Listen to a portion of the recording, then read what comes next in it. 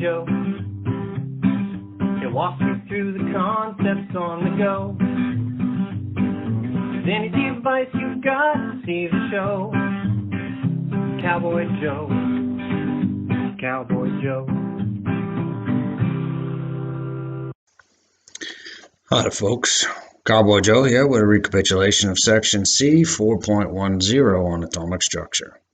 And your goal by the end of this video lecture will be to explain Dalton's atomic theory and describe why it was more successful than Democritus's theory. State the charge, mass, and location of each part of an atom according to the modern model of an atom, and compare and contrast Bohr's model with the modern model of the atom. When scientists wanted to find out what an atom was, they weren't able to look directly at what the atom was made of. They had to make inferences from the results of many different experiments. It was like trying to describe a picture with only small portions visible. Can you determine what's going on in this picture? Well, it appears to me Steph Curry just got a three-point basket in basketball. The knowledge of the atom started to derive over 2,000 years ago with a disagreement between the great Greek philosopher Aristotle and Democritus. Aristotle believed that matter could be divided infinitely without changing its properties, and Democritus disagreed. He thought that matter could only be divided until you got to the smallest particle, which he called the atom, from the Greek word atomos, meaning indivisible. So who was right? These two were button heads, and Aristotle was very convincing and did many experiments using the scientific method. So more people believed him. It wasn't until 2,200 years later, in the early 1800s, when John Dalton came along and disproved Aristotle. John Dalton was a very bright boy who became a school teacher at the age of 12. He provided evidence supporting the idea that matter is made of tiny particles called atoms, and they cannot be divided into smaller pieces, and they cannot be destroyed. He also stated that all atoms of the same element will be the same, and that atoms of different elements can combine to form compounds. The amazing thing about Dalton's model of the atom is that he produced it without ever seeing the atom. He had no concept of protons, neutrons, or electrons. His model was created solely on experiments that were seen with the naked eye. And then we have the guy who split the atom. Well, he didn't really split it, but he did prove that an atom is not the smallest particle of matter, with a cathode ray tube in the late 1800s. I'm talking about the great Sir JJ Thomson. During Thomson's time, it was known that atoms are neutral. So Thomson added to this knowledge by proving that all atoms contain negatively charged particles called corpuscles, a term that was later changed to electrons. He also inferred from his studies that the size of an electron is negligible when compared to the atom, and that all electrons are the same regardless of the material. Thomson was trying to visualize the structure of the atom. It was so small that even the most powerful tools of the time could not see inside. Thomson knew that electrons were negatively charged within an atom, but it was also known that the atom was neutral. So how can the negative charges be balanced? He thought there must be an equal number of positive charges. Thomson was aware of the positively charged atoms in a ray because a man named Goldstein had proved their existence back in 1886. But they didn't know what these rays were made of. Thomson simply imagined the positive charges in an atom as a cloud, and since the electrons are very negligible in size, Thomson reasoned that most of the mass of the atom comes from the positive charges only. Summarizing his observations, the atom consists of negatively charged electrons embedded in a positively charged cloud, which electrons are suspended. This model of the atom is called Thomson's atomic model. It was also known as the Plum Pudding Model because it reminded them of plum puddings, which were popular in England at the time. The plums inside represented the electrons, and the pudding represents the positive charges. Thomson's atomic model postulates say an atom consists of a positively charged cloud with electrons embedded in it, and the negative and positive charges are equal in magnitude, so the atom is electrically neutral. And he also stated the mass of an atom is distributed uniformly throughout it. The flaws of Thomson's plum pudding model. Thomson could not properly define what the positively charged part of the atoms really contain. He also did not clearly explain whether the electrons in the positively charged sphere are in certain motion or move about randomly.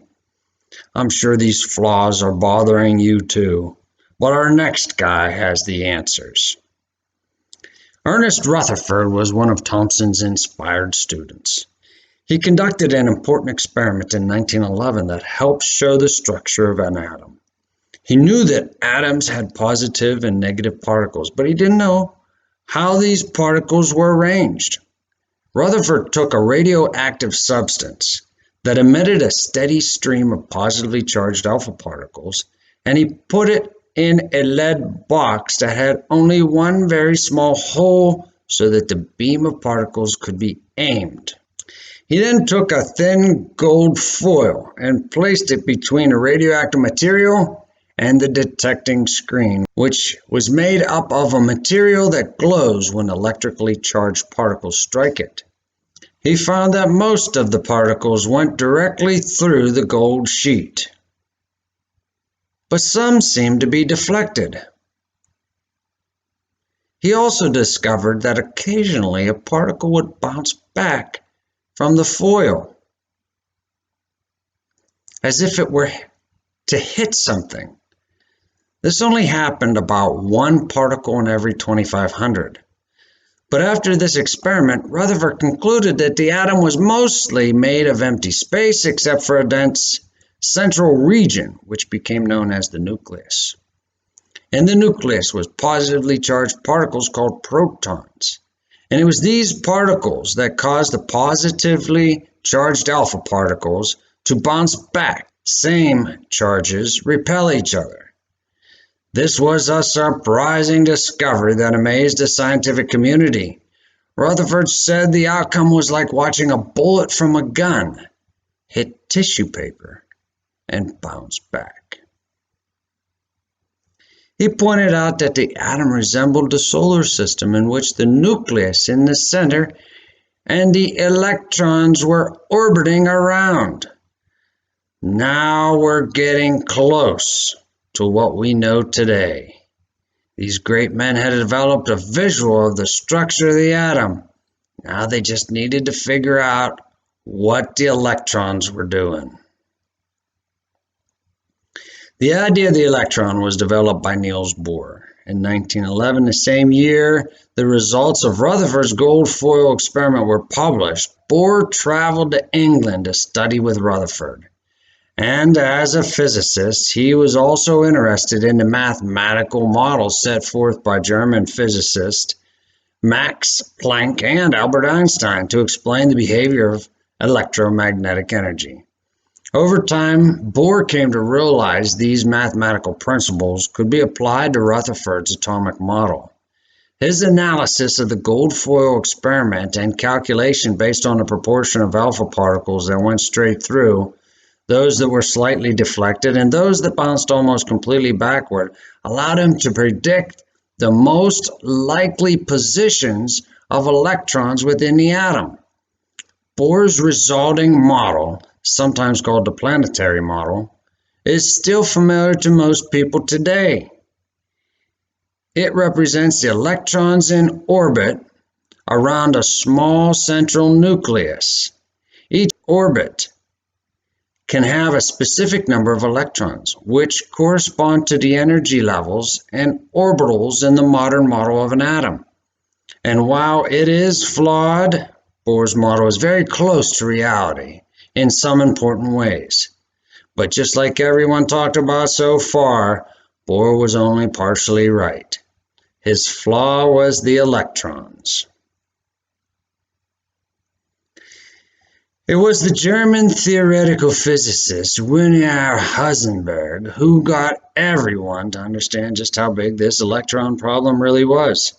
Heisenberg discovered that it is impossible to know with certainty both the momentum of an electron or any subatomic particle and its exact position. And the more you know about one of these two variables, the harder it gets to measure the other one. So if you can't measure the position or momentum of an electron, you obviously can't say with certainty that the electrons in an atom are all neatly aligned in circular orbits. So he and a new wave of physicists and chemists proposed a new theory called the quantum theory, which proposes that electrons weren't particles or waves. Instead, they had properties of both and neither. By this thinking, the arrangements of electrons around a nucleus could only be described in terms of probability. In other words, there are certain regions where an electron is much more likely to be found. We call these regions orbitals because it's based on probability. Quantum atoms are often drawn as clouds with intensity of color representing not individual electrons, but the probability of finding an electron in any position. For this reason, the quantum model is often called the cloud model of the atom. And that's the modern understanding of atoms. All the people I've mentioned so far and many others put their heads together over time to build this current understanding of the atomic theory. And after 2,500 years, we have a much better understanding of how atoms work because of this long succession of scientists who each contributed bits and pieces to the big picture. Our current model may not be exactly correct. Thomson's contemporaries were sure that the Plum Pudding Model was right. Scientists in Bohr's day fully believed that the Planetary Model was right. And today we're extremely confident that the quantum model or the cloud model is correct. But it may not be all the way correct, and that's where you can help. The only way we can improve is to keep asking questions and conducting experiments. And that is why you are taking chemistry and physics. So, what are atoms? An atom is the smallest part of an element that still has the element's properties, and they are the building blocks of molecules. Atoms are made of protons, neutrons, and electrons. The protons have a positive charge. The neutrons are neutral. The electrons have a negative charge. The masses are noted in this table. And you could see that protons and neutrons are pretty close. They're both times 10 to the negative 24. And the electrons are much smaller, times 10 to the negative 28.